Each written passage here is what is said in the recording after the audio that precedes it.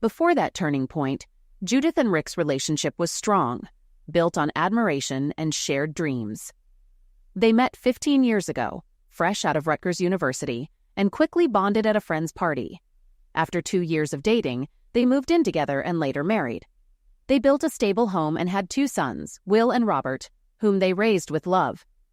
Judith had a successful career as a designer, and Rick was a supportive husband. However, as Judith's career took off, things shifted. Her long work hours began to strain the family. Though Rick was patient, subtle cracks in their relationship started to appear. Judith reassured herself that she could juggle her career and family life, believing she had it all under control. Judith often reflected on her good fortune, feeling lucky for her full life. At 40-something, she still admired her appearance, a tall, fit blonde with youthful eyes. These thoughts vanished as she packed for her upcoming trip to San Diego. She folded her clothes carefully and made sure her luggage was ready before Rick and the boys returned. The trip was a reward from Dalton Industries for a successful project launch. Judith was excited, though Rick hadn't been thrilled about her being away again. She had worked hard to convince him, and he eventually agreed, though not happily. Judith, a top designer at Casual Creations, specialized in packaging design. Her recent project was a success, and she was proud of her work, even though it meant spending long hours away from her family. As she prepared dinner that evening, she thought about the previous night with Rick. Their lovemaking had been intense, more passionate than usual. The memory made her want to make the evening special before leaving. Dinner was ready, and everything was on schedule as Rick and the boys arrived. Judith didn't want to dwell on the past. Right now, her focus was on her family, her husband Rick and their 2 boys, Will and Robert. Will, nearly 9, was carefree, while 7-year-old Robert was more serious. They balanced each other well, and Judith loved them equally. She and Rick had met at a party 15 years ago, instantly connecting despite attending Rutgers without crossing paths. After dating for 2 years, they moved in together and eventually married. She cherished the memory of Rick's proposal, and their life had been wonderful. When they were ready, they were blessed with 2 healthy boys. Judith had it all, though a slight chill ran through her at the thought, which she brushed off as nerves about her trip. She greeted her boys with hugs as they came home, Rick following close behind. She embraced Rick, noticing his tension. Although he relaxed, there was a shadow in his eyes. "You don't have to go, you know. We all want you to stay," Rick said, looking into her eyes. "It's too late now. It's just a quick business trip," she replied, attempting another hug, but he moved toward the powder room. Dinner was lively, with the boys talking about their day and upcoming school projects. Will wanted to make an erupting volcano for the science fair, while Robert preferred something unique. Their banter was good-natured, and Rick let them go on before eventually stepping in. Judith enjoyed the moment, but soon it was time to get ready. Rick insisted they'd clean up later. Packed and ready, Judith hugged and kissed her boys before sending them off to play. She turned to Rick. "I'll miss you all. It's just 3 nights. You'll pick me up Wednesday, right?" Rick nodded with a smile. "Don't worry, it's all set. You go enjoy yourself." Judith noticed the same darkness in his eyes, but before she could say anything, a car horn interrupted them.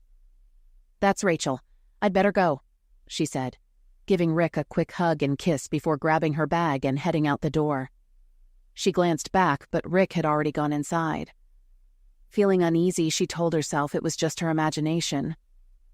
In the car, Rachel joked, 3 days at Redstone. Too bad you're so happily married. Could have been fun." Judith laughed, but couldn't shake the feeling that something was wrong. It was too late to turn back now. At the airport, Judith checked her bags, went through security, and found her gate. Just as she sat down, Wes Southern joined her with a grin. "Ready for San Diego? Too bad we can't skip the meetings and just stay in bed," he joked, referencing their previous encounters. Judith smiled despite her unease, knowing they'd have plenty of time together during the trip. She and Wes had started their affair 2 months earlier after a long day at work. Exhausted, they fell asleep on her office couch, and when she woke, she mistook Wes's touch for Rick's. Guilt battled pleasure, but she gave in.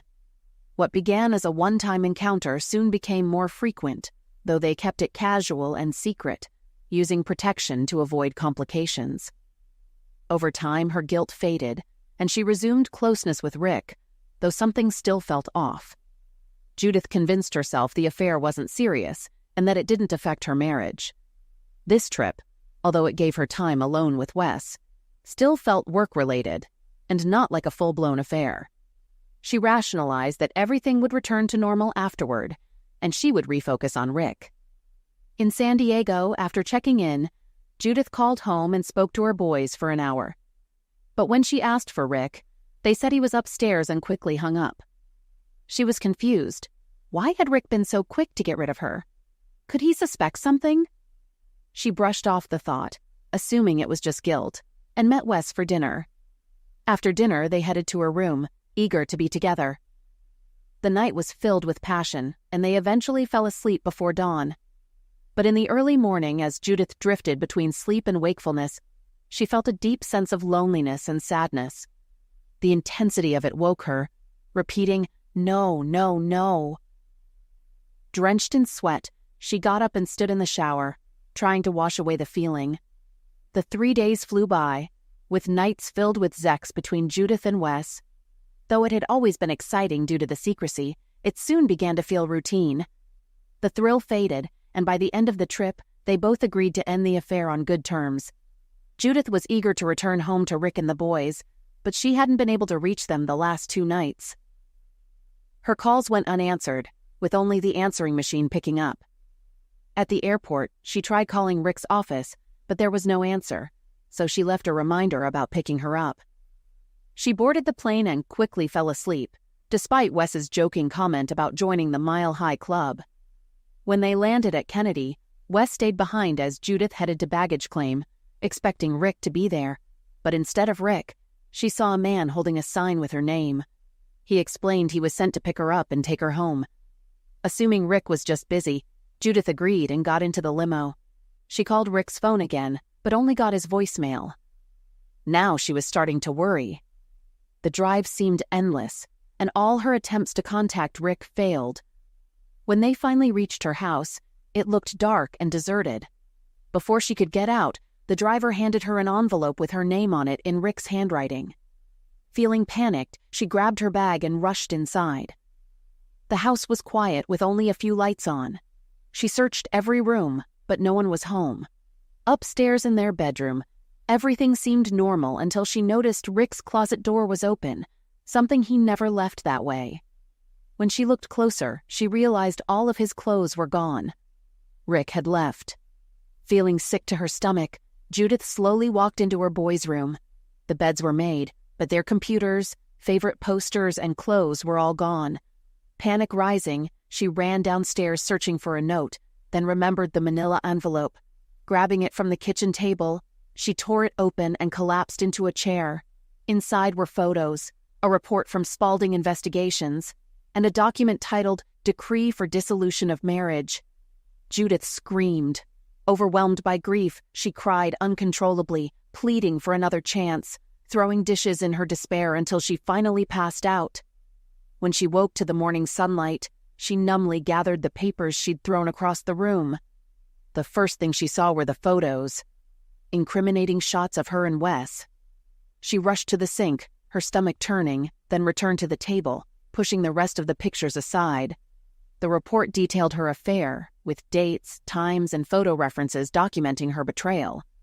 Judith didn't have the strength to read more and laid the report down. The legal document, thick and official, sat there, but she couldn't face reading it.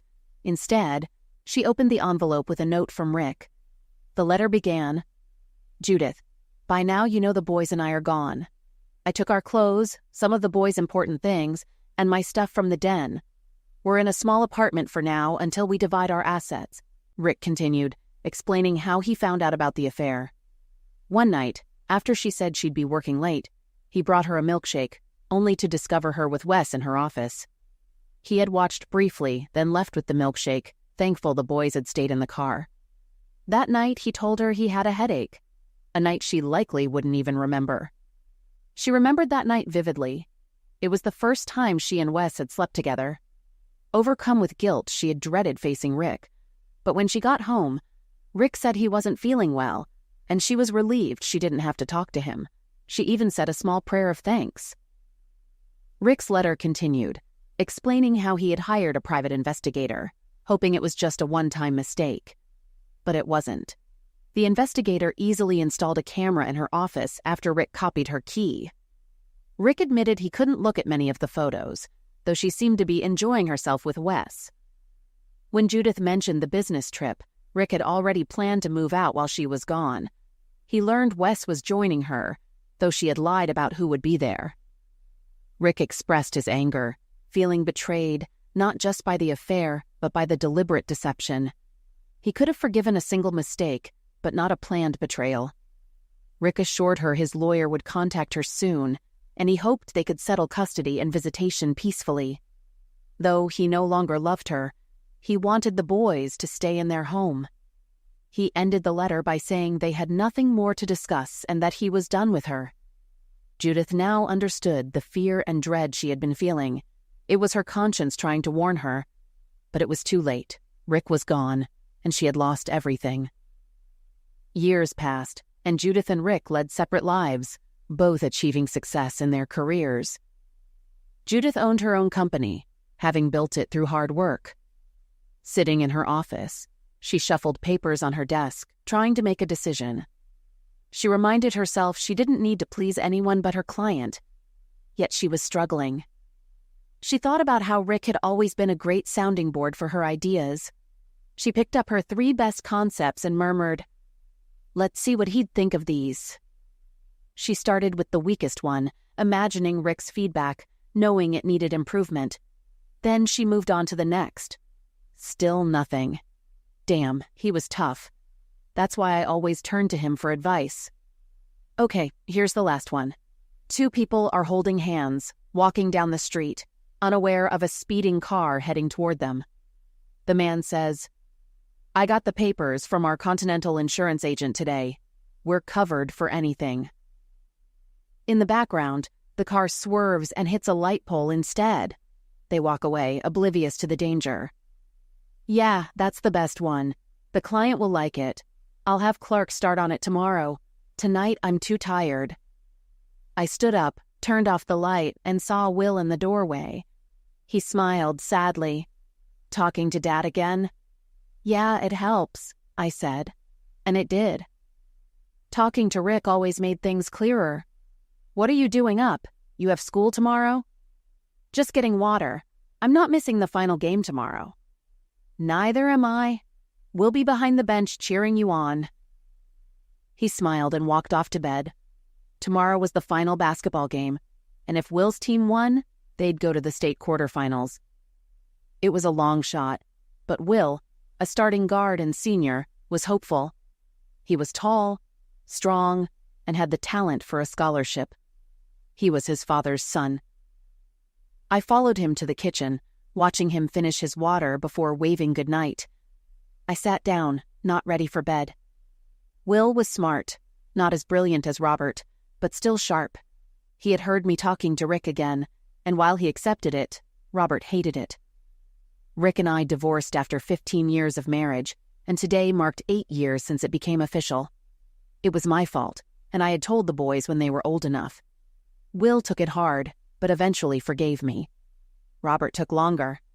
After the divorce, Rick never tried to take the boys away from me. He wanted unlimited visitation, and I agreed because having my boys was all I had left. When I went through dark times, Rick took the boys until I was stable.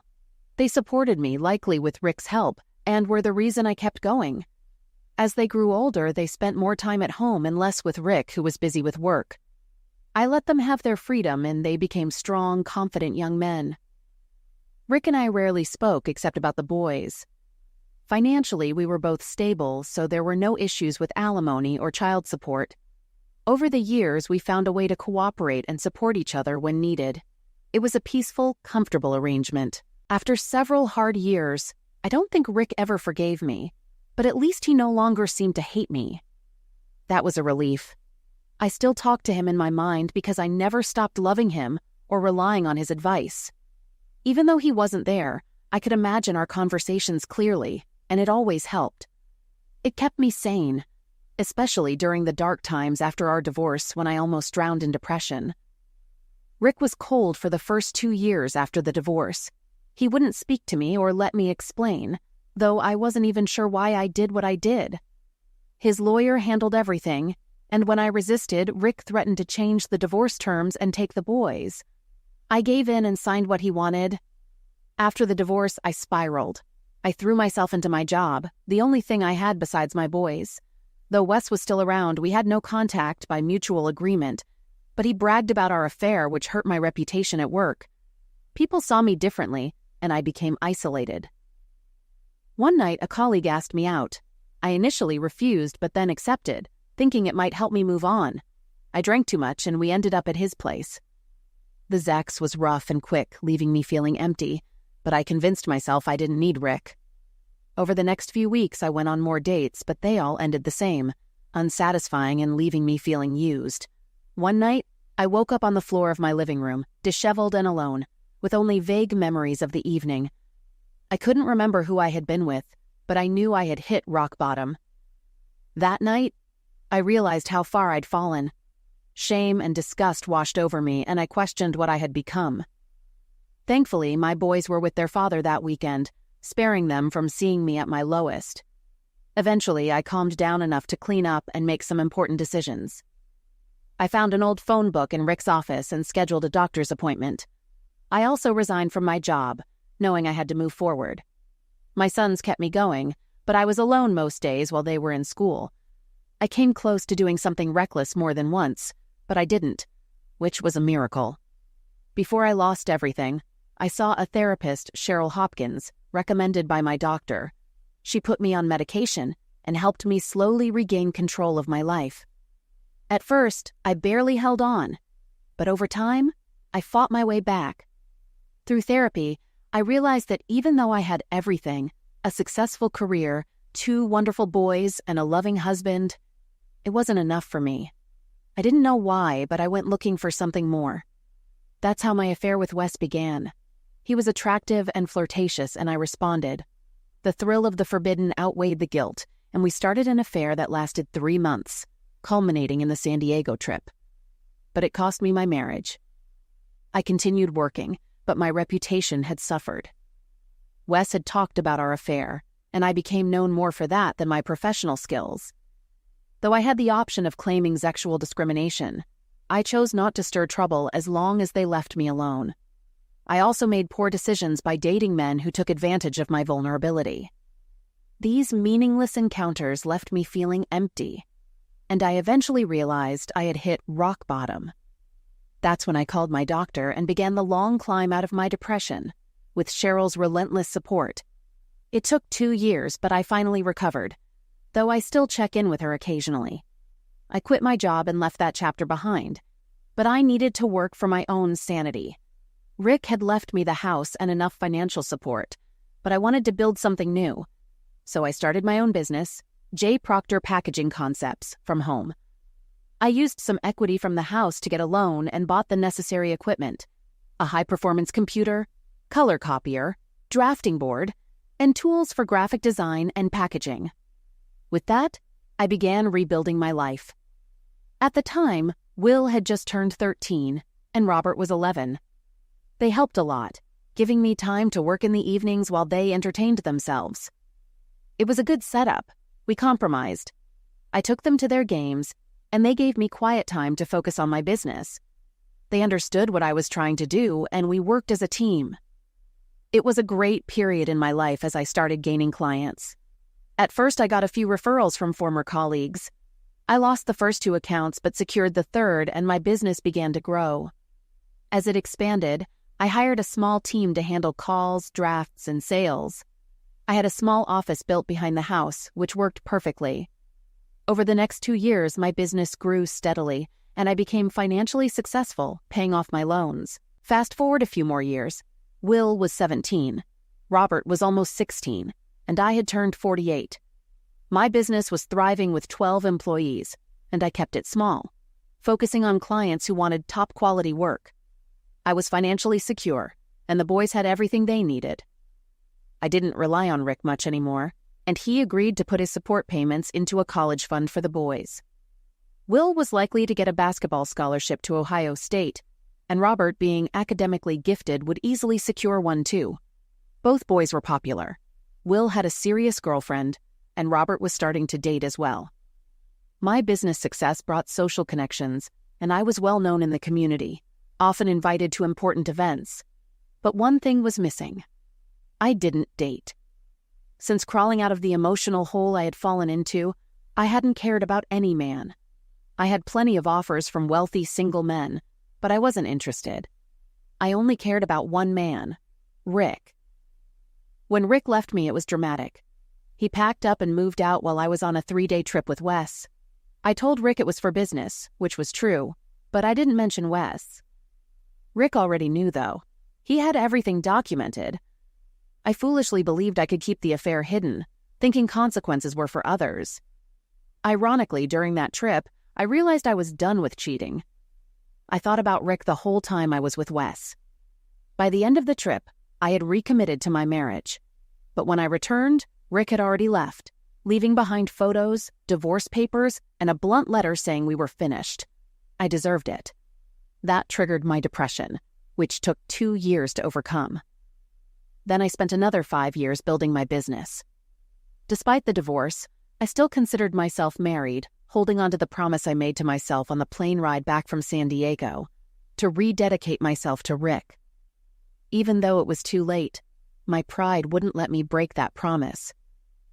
During those years, I met several interesting men. I fantasized about a few, even having some erotic dreams, but my only indulgence was a blue toy I kept locked away. I used it occasionally when my boys were out for the night, and though I started thinking of those men, I always ended up thinking of Rick when I climaxed. Strange, right? Life, however, kept moving forward. The night after I had one of those thoughts, Robert and I were at Will's basketball game, and his team pulled off a huge upset, winning and advancing to the state quarterfinals. Will was ecstatic, and Robert was just as thrilled. Proud of my boys, I agreed to let Will's team celebrate at our house. We had the space, a pool, and enough parent chaperones to keep everything under control. The night was a success, and I set about rearranging my schedule to be there for the upcoming regional game. The next day, while working on my schedule in the kitchen, the phone rang. Without checking the caller ID, I answered, "Hello, this is Judith Proctor." Balancing the phone on my shoulder, I heard a voice I hadn't heard in a while. Rick. "Hi, Judith. It's me." His familiar voice sent a chill through me. "Yes, I recognized your voice. Good to hear from you. How have you been?"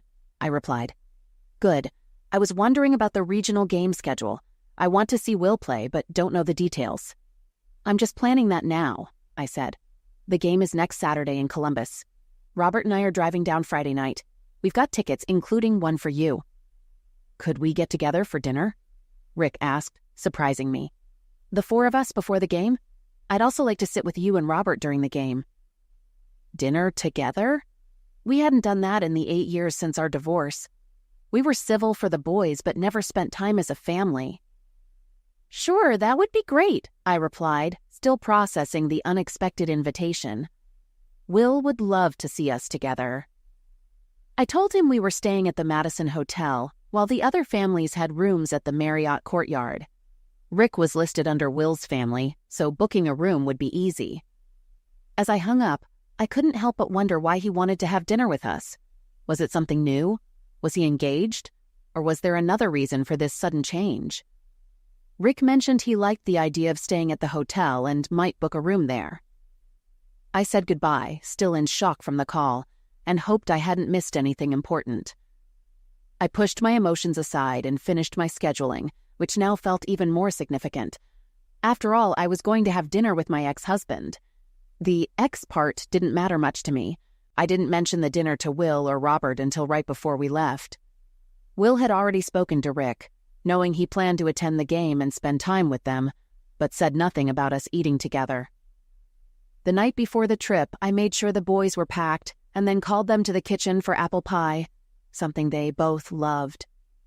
"Boys, I have news. "The three of us are having dinner with your father the night before the game. He called and asked, and I said yes." I expected a reaction, but neither of them said a word. They just kept eating. Their casual attitude surprised me, but then I realized they saw it as normal for such a big event. To them, it wasn't a big deal, but to me, it was huge. I hadn't shared a meal with Rick in nearly 8 years. "Well, it's a big deal to me," I said. "I'm excited." Will looked up and smiled. "We know it's a big deal, Mom. Dad asked us if we were okay with it, and we said yes." I felt embarrassed. "Why didn't you tell me? I made such a fuss." Will reassured me. "You're the coolest, Mom. The team thinks so too. Dad's looking forward to it, and it'll be great if we can all get along." They teased me for overreacting, but I sensed their excitement too. After cleaning up, I packed the car, but my nerves only grew. I couldn't shake the thought that Rick had found someone new and would use this dinner to tell us. He had dated before, including a serious relationship with Leslie Wells a few years back, and I remembered how sick that conversation made me. Though their relationship ended, I feared Rick might now be ready for something more permanent, and dinner would be the moment he'd break the news. Rick's second serious relationship was about 1.5 years ago with a younger woman, Jean Chambers. She was at least 10 years younger than him. At first I found it amusing, but then I became concerned when he used the word love to describe her. I ended the conversation quickly. He never mentioned her again, but I assumed they were still together. I made it clear to my boys that their father's relationships were off limits in conversations with me, and they respected that. I was convinced this dinner was Rick's way of telling us he was going to propose to Jean. Rick would tell us before making it official. He was always polite and considerate. He had every right to move on, especially after what I did to him, but the thought still stung. The next day, we set off for the drive to Columbus for Will's quarterfinal game. Will was with his team on the bus, and Robert and I drove separately. I wanted to arrive early enough to shower, change, and prepare for dinner. I had a new dress, shoes, and jewelry, and even wore the perfume Rick bought me years ago. I wanted him to remember what he had walked away from. After checking in at the hotel, I let Robert have his own room, explaining he'd have to share with Will later. We decided to check if the team's bus had arrived, but we had beaten it by over an hour. While Robert led the way, I browsed the hotel lobby and nearby shops. Eventually, the bus arrived, and we saw Will with his girlfriend, Jill. After greeting her, Will spotted us and came over. He and Robert went to their room to change, while I headed back to the lobby to window shop and people watch. A short while later, I saw Rick walk in. It was both a shock and a thrill to see him again. I didn't make myself known, but watched as he checked in, efficiently as always. He still looked great, and I couldn't help but feel a rush of memories. Even when I fantasized about other men, it was Rick who always came to mind. I went back to my room to get ready and composed myself, making sure I was calm when Rick called.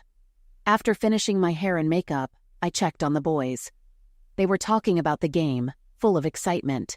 They looked handsome in clean shirts and pressed jeans. Okay, I pressed their jeans, but still. I returned to my room to finish getting ready. I wanted to put on my dress at the last moment to avoid wrinkles. As I fastened my necklace, the phone rang. It was Rick. "Are you ready?" he asked. 5 minutes, I replied, trying to steady my nerves. After hanging up, I started to panic. The reality of sitting down to dinner with Rick hit me hard. I called to the boys, and when they came into my room, Will whistled. "Wow, Mom, you look hot," he said with a grin. His compliment choked me up. I smiled and kissed him on the forehead, and as he pretended to protest, he whispered, "Go for it, Mom." I was ready. With Will's encouragement, my fears faded. I decided to enjoy the evening with my handsome sons and ex-husband, ignoring the consequences. I linked arms with the boys, and we headed to the elevator to meet Rick. Rick stood in the lobby holding a small box. When he saw us, he smiled and walked over. For a moment, we looked like a regular family: husband, wife, and 2 sons. Rick complimented me, saying I looked beautiful, and I thanked him, blushing. He greeted Robert with a teasing remark and shook Will's hand, sharing a meaningful glance with him. Then he handed Will the box. "This was given to me by my father when I went to college," Rick said. "Now it's time to pass it on to you."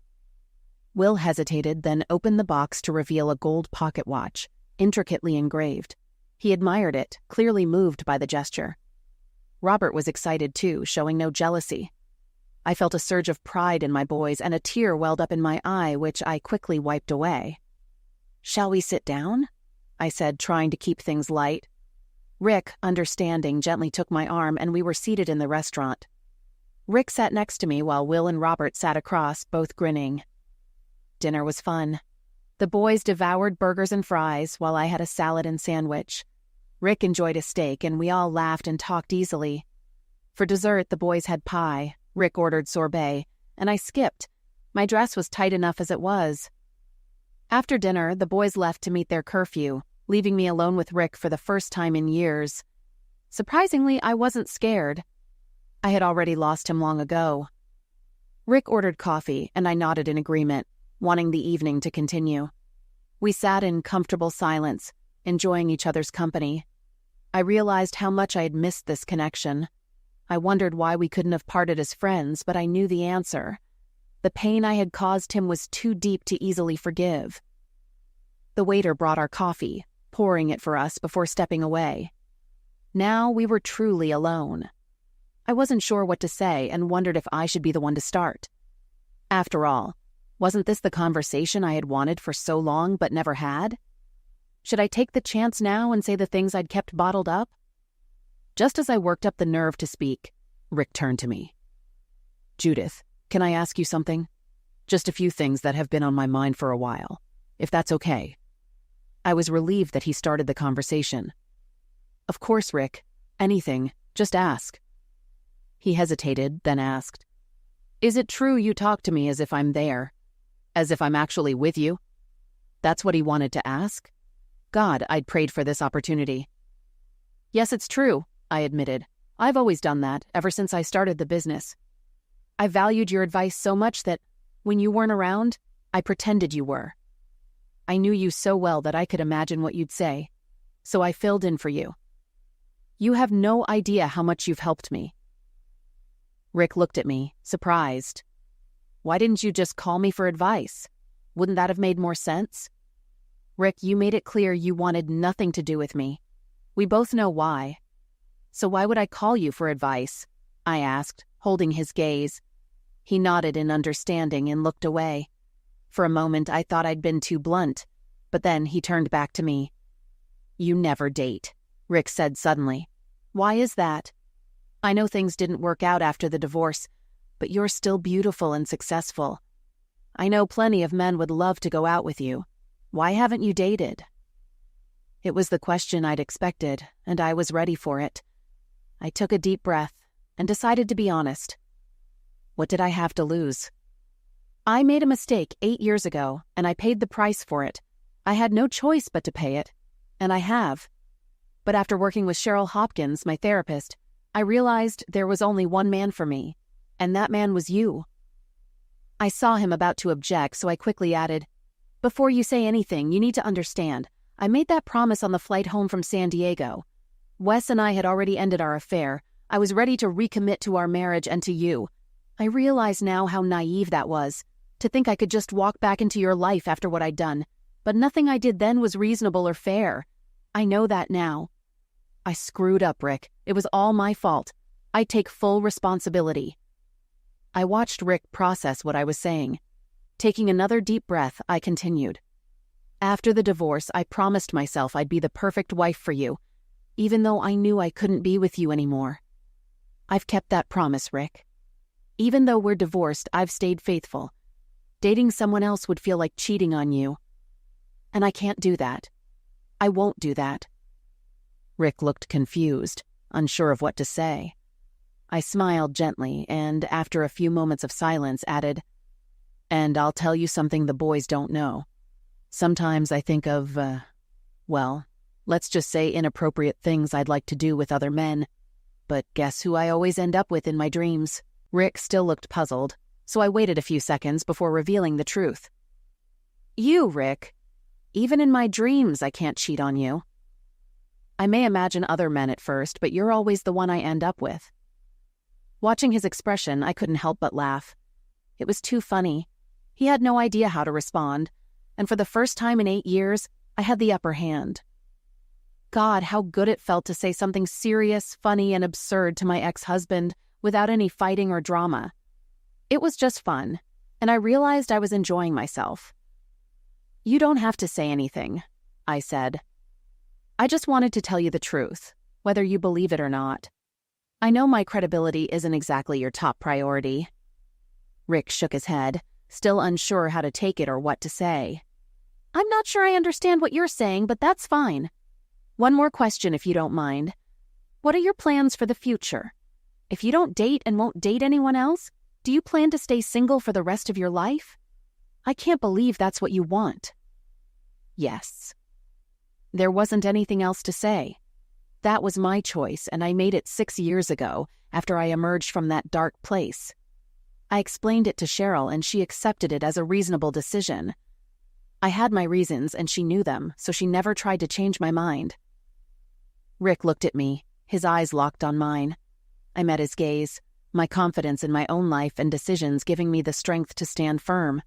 If I couldn't have Rick because of what I did to him, then I'd paid the price, and I was free to make my own choices. I chose to be alone. Rick was still processing everything I had told him. I had been honest, given him the truth, and he knew it. There wasn't much for him to say, so he stayed quiet. I suggested we move to the lounge for a nightcap, and he gave me a look I didn't recognize. After 8 years, though, people change. Rick slid out of the booth, reached back to offer me his hand, and led me to the lounge. As I followed, I admired him from behind. He really was a striking man. He stopped to pay the bill while I waited in the lobby, noticing a few glances from men nearby. I was used to that kind of attention, and ignored most of it, except for a few interesting looks. But I never gave the wrong impression. No flirtatious gestures, no lingering eyes, nothing to suggest I was available. Rick came over, took my arm gently, and guided me into the lounge. We sat at a small table in the back, and instead of sitting across from me, he chose to sit beside me. I was pleasantly surprised and smiled widely. He smiled back. "Judith, I have to tell you something. Over the past 3 years, I've hired a private investigator to check up on you, just to prove to myself that Will and Robert weren't exaggerating about how you lived. I never wanted to invade your privacy, but I couldn't help but wonder about your personal life." My smile faded. After everything I'd done, I deserved to be punished. But what right did he have to keep tabs on me after all this time? It wasn't fair, and I felt a surge of anger. For the first time in years, I knew I had to say something to Rick, even if it risked pushing him away. After 8 years and a divorce where you cut me out of your life, you decided to investigate me? I never did that to you. I told the boys not to discuss you or bring your affairs or flings into my home. I respected your privacy. Why couldn't you do the same for me? "I'm sorry," he said. At first I told myself it was to protect the boys, but I knew that wasn't true. You were a great mother, and they've told me countless times how much they adored you and how you gave them everything they needed to thrive. Then I told myself I just wanted to see how you lived without a husband. That was closer to the truth. It shocked me to see how you lived. Never dating, only going out with women or clients. I couldn't understand why, and it drove me crazy. That's part of why I wanted to join you tonight and for the game tomorrow. I needed to see for myself that you're happy and content with your life. And I'm convinced you are. You're happier and more at peace than I ever saw you before. It's a real improvement. I listened carefully to everything Rick said, and strangely enough, I believed him.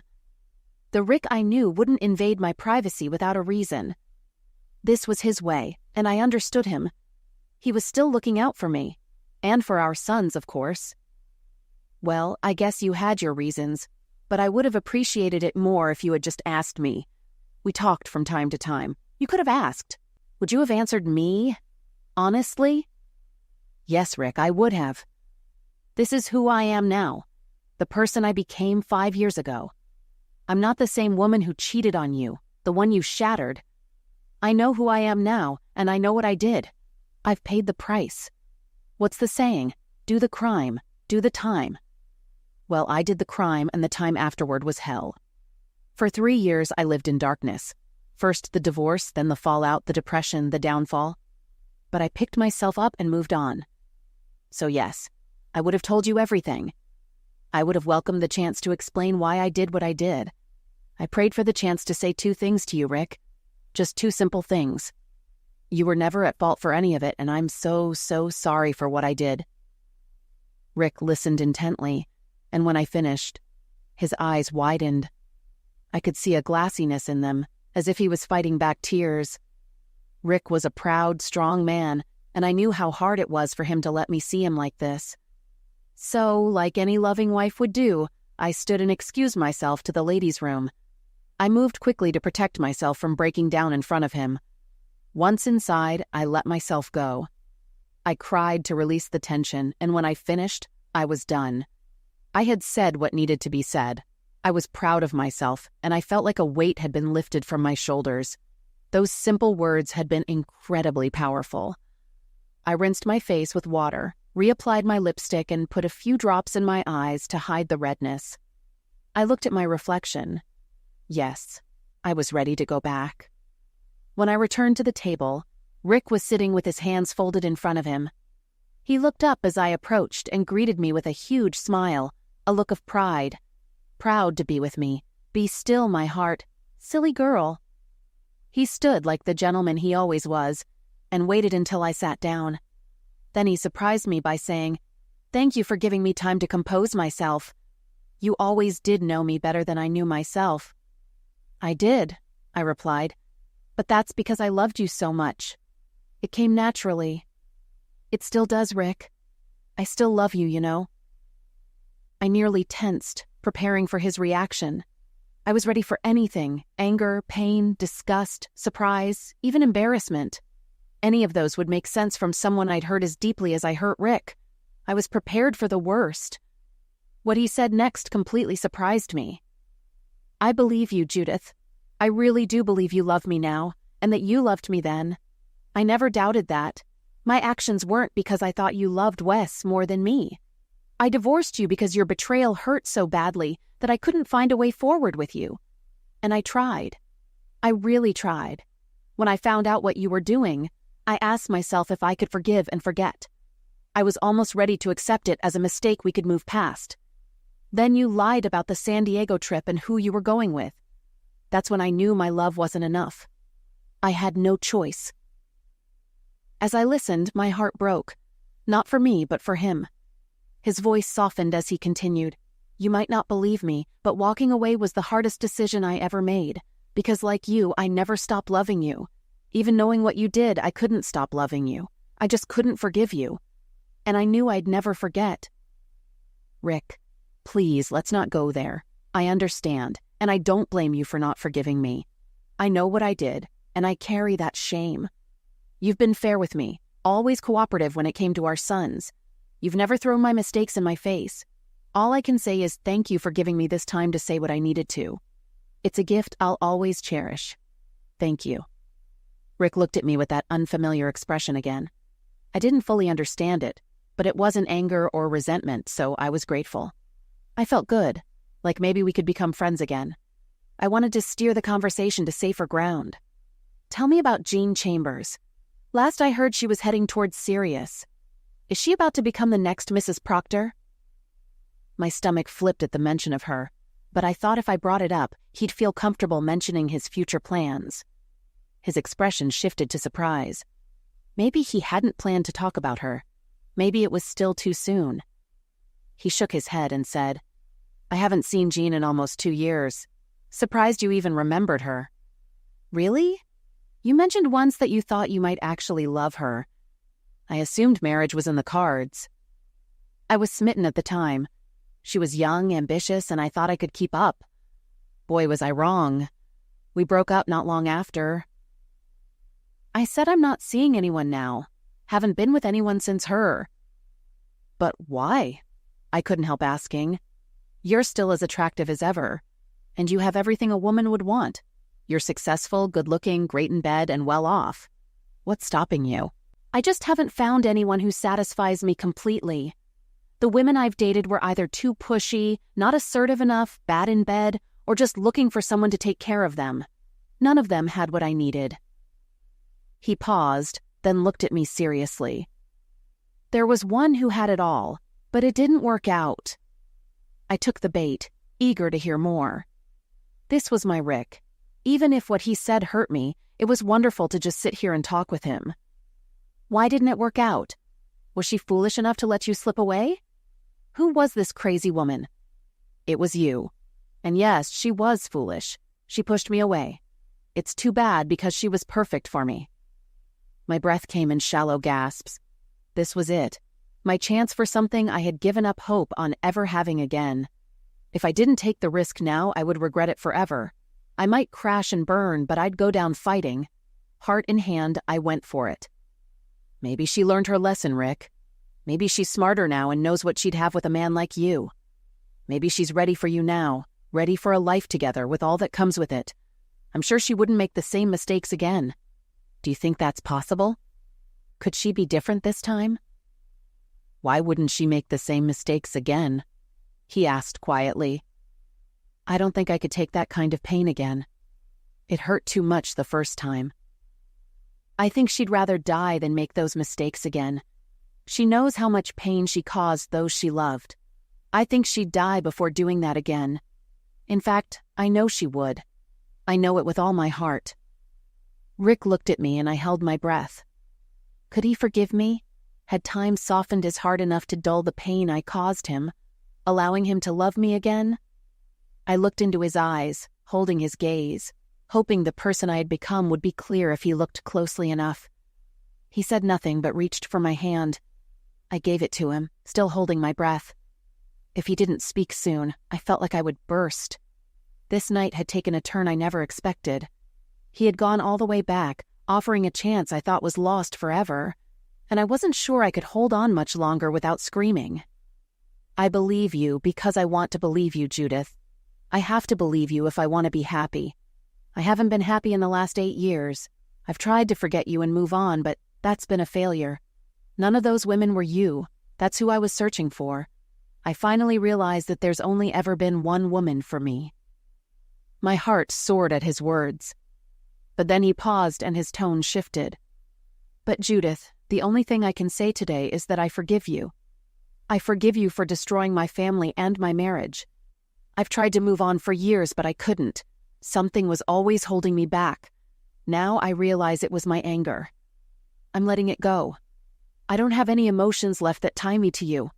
You said I devastated you for 8 years. No, I didn't. It was the consequences of your actions. I just reacted to what you did. Now I feel nothing for you, no anger, no hate, and finally, no love. Then he stood up and walked away. Will's team lost in the quarterfinals, but we all cheered him on. He played brilliantly, and it was enough to earn him the scholarship he had worked so hard for. His father and I were so proud of him that night. He played his heart out, but accepted the loss with grace. He went on to play in college, earned a degree in business management, and joined his father's company after graduation. He worked his way up until Rick retired and passed the business to him. Along the way, Will married Jill, his high school sweetheart, and they now have 3 wonderful children. Robert earned an academic scholarship and attended Harvard. He wanted to be a lawyer, graduated with honors, and joined a law firm in New York City. He built a reputation as a fierce attorney and eventually started his own practice. He now has a team of 4 lawyers and recently proposed to a woman he met through one of his cases. They seem deeply in love, and we are hopeful for their future. Rick and I met several times over the years. He was always polite, too polite, and I could tell it was just out of courtesy. I still loved him, but he had nothing left for me. I couldn't blame him. I had made him the man he became. I kept my company, and we stayed successful in the industry. Over time, I let my partners take on more responsibility and worked less and less. When Rick handed his company over to Will, I made the tough decision to sell mine to a group of my employees. We reached an agreement, and I finally retired. I turned 60, and everyone came to celebrate. But as I mingled, smiling and chatting with everyone, I kept looking for Rick. I laughed and made small talk, but inside, I felt empty. I had a house, a car, and my sons, but no one to share my life with. Rick passed away a year later. He never remarried, all because of me. He died peacefully in his sleep.